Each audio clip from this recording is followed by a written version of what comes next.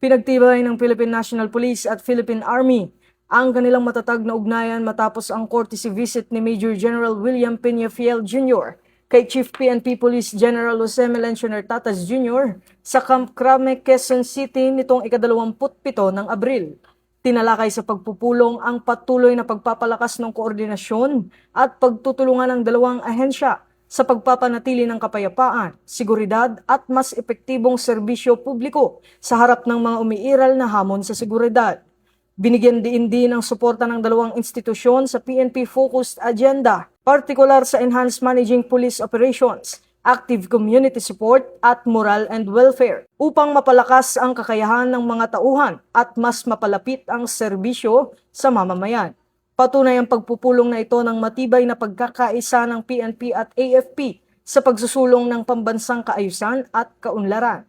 Ito ang bagong PNP para sa bagong Pilipinas, serbisyong mabilis, tapat at nararamdaman.